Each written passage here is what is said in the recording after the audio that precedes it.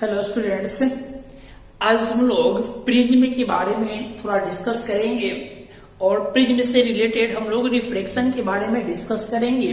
तो सबसे पहले हम लोग प्रिज्म के बारे में देखते हैं प्रिज्म क्या है। तो हम लोग हेडिंग है प्रिज्म। प्रिज्म को हम लोग हिंदी में प्रिज्म ही करते हैं, ठीक है।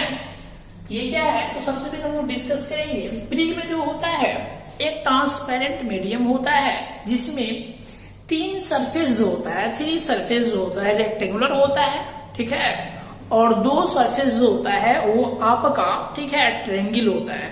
यानी तीन सरफेस रेक्टेंगुलर और दो सरफेस जो होता है ट्रायंगल होता है, और ये सब का कॉम्बिनेशन आपका प्रिज्म कहलाता है। तो ध्यान देंगे हमारे पास ये वाला सरफेस एक मिलेगा हम लोग का ए डैश सी डैश, ये भी रेक्टेंगुलर होगा, और एक ये सतह मिलेगा ए डैश बी डैश, ये भी आपका क्या है रेक्टेंगुलर है।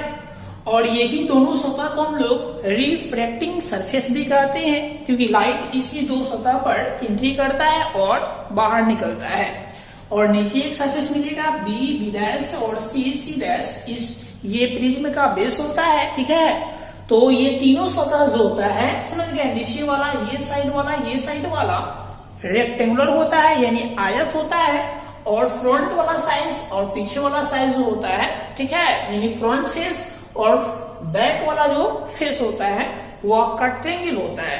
तो यही तीन रेक्टेंगुलर सरफेस और दो क्या होता है ट्रायंगुलर सरफेस का कॉम्बिनेशन प्रिज्म कहलाता है। जो सरफेस होता है वो ट्रांसपेरेंट मीडियम हो सकता है, ठीक है, यानी वो भी होता है।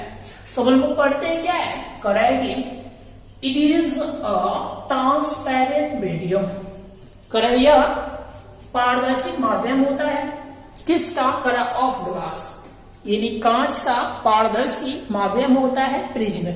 फिर करा है कि bounded by two plane faces, यानी दो समतल सतह से घिरा होता है, ओके। करा है इंक्लाइन टू ईच अदर, यानी एक दूसरे से कोण पर रहता है, इंक्लाइन मतलब कोण बनाना होता है। करा एट अ सुटेबल एंगल, यानी ये दो आपका प्लेन सरफेस है और दोनों प्लेन सरफेस सुटेबल एंगल पर बाउंडेड होता है, ठीक है। फिर करा है कि तो यही आपका प्रिज्म का फॉर्म है। फिर करा है कि हियर कोण इन एंगल BAC, तो BAC क्या आपका एंगल ऑफ प्रिज्म है, इसी को हम लोग एंगल ऑफ प्रिज्म कहते हैं। और ये यहां से लेकर यहां तक रहेगा, ऐसे रहेगा कि ये पूरा अंदर तक रहता है, ओके। फिगर है for clarity of figure, figure की क्लैरिटी देखेंगे ध्यान से तो वही चीज को डिस्कस किया गया है। फिगर से क्लैरिटी से वी यूज हम लोग यूज करेंगे ABC, यानी ये वाला पोर्शन को ध्यान से देखेंगे ABC वाला पोर्शन, तो ये मिलेगा यानी फ्रंट पोर्शन है, और इस पोर्शन को हम लोग प्रिंसिपल सेक्शन ऑफ प्रिज्म कहते हैं, प्रिज्म का प्रिंसिपल भाग या सेक्शन कहते हैं, ओके। तो ये कह रहा है कि we use ABC as principal section of prism, यानी प्रिज्म का प्रिंसिपल सेक्शन हम लोग यूज करेंगे, ओके। इतना बड़ा हम लोग फिगर नहीं बनाएंगे, जब आप प्रिज्म बनाएंगे तो केवल ABC ही लिखेंगे, यानी केवल ट्रायंगल की तरह हम लोग बनाएंगे और पीछे वाला पोर्शन को छोड़ देंगे, इसीलिए हम लोग प्रिंसिपल सेक्शन को यूज करेंगे। फिर है कि A डैश और B डैश, यानी B डैश, तो A डैश B डैश यहाँ है A डैश B डैश, और फिर क्या है आपका A डैश और C डैश C, यानी ये वाला पोर्शन, फिर ये वाला पोर्शन, ये E पोर्शन को क्या बोलते हैं, रिफ्रैक्टिंग सरफेस। यही आपका लाइट रिफ्लेक्शन की घटना घटाता है। फिर कह रहा है कि B डैश, तो B डैश और C डैश तो C डैश C, यानी नीचे वाला पोर्शन, ये वाला क्या होता है, तो ये बेस होता है किसका, प्रिज्म का, यानी प्रिज्म का बेस ये हुआ, रिफ्लेक्टिंग सरफेस ये हुआ और प्रिज्म का एंगल ये हुआ, ठीक है। और प्रिज्म का सेक्शन पार्ट्स कौन होगा, ABC। अब हम लोग जब यूज करेंगे तो केवल ABC, यानी ऐसे हम लोग केवल प्रिज्म का बनाएंगे, ठीक है, ट्रायंगल की तरह। यही हम लोग को इसमें जानना था। अब हम लोग रिफ्रैक्शन थ्रू प्रिज्म के बारे में जानेंगे।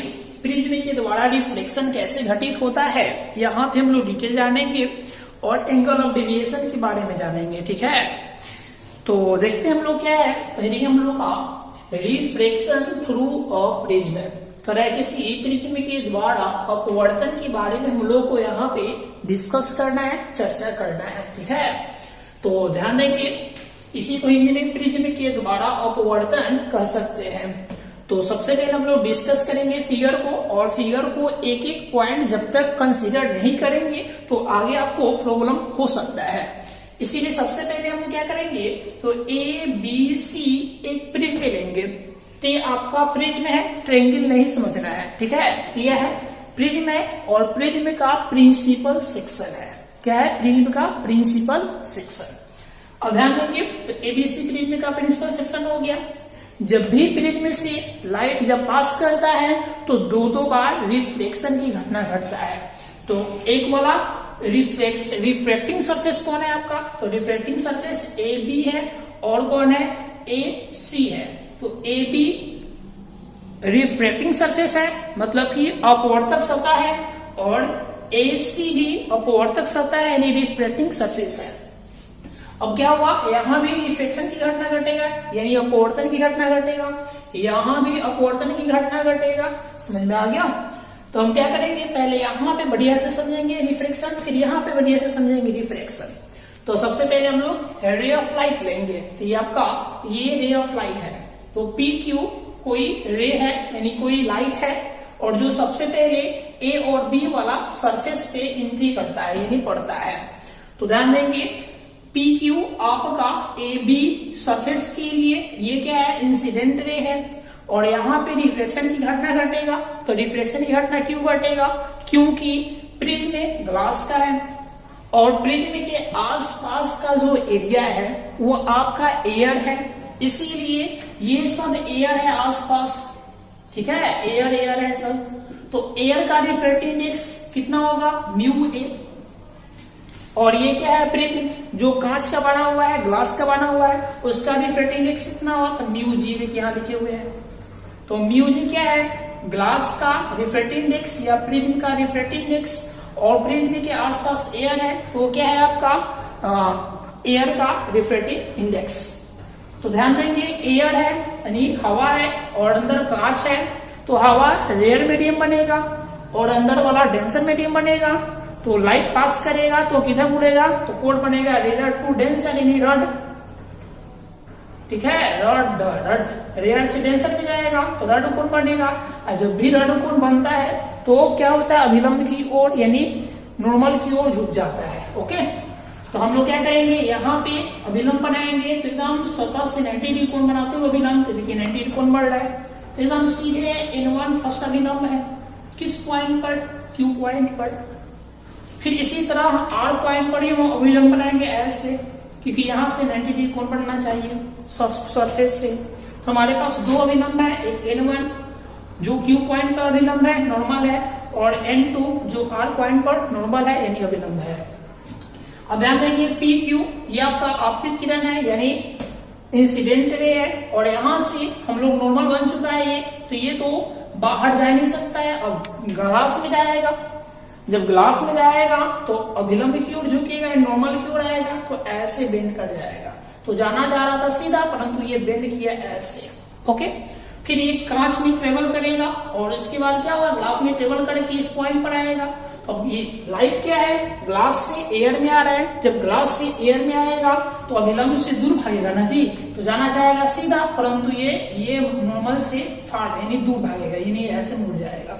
ओके, तो ये आपका रिफ्लेक्शन हुआ। ठीक है, हम लोग देखते हैं कौन क्या इंडिकेट करेगा। तो सबसे पहले क्या है उनका, हियर एबीसी क्या बताएगा, तो ABC is principal section of prism, यानी एबीसी प्रिज्म का प्रिंसिपल सेक्शन है, हम लोग पहले भी जान चुके हैं। म्यू क्या बताएगा, रिफ्रैक्टिंग इंडेक्स ऑफ एयर, हवा का रिफ्रैक्टिव इंडेक्स। म्यूजिक क्या बताएगा, रिफ्रैक्टिव इंडेक्स ऑफ ग्लास या प्रिज्म, यानी ग्लास का या प्रिज्म का रिफ्रैक्टिव इंडेक्स म्यू जी लेंगे। ए क्या है, एंगल ऑफ डेविएशन, ये है आपका एंगल ऑफ प्रिज्म है, यहां से यहां तक ये। ओके, और PQ क्या है, तो PQ इंसिडेंट रे है, तो देखिए इंसिडेंट रे है। QR क्या है, तो QR को हम लोग बोलेंगे रिफ्रैक्टेड रे, तो ये वाला रिफ्रैक्टेड रे हुआ। ओके, किसके लिए, फॉर PQ, यानी PQ का रिफ्रैक्टेड रे कौन है, QR। ओके, जब ये शब्द चलेंगे तो QR इंसिडेंट रे बन जाएगा और RS रिफ्लेक्टेड रे बन जाएगा।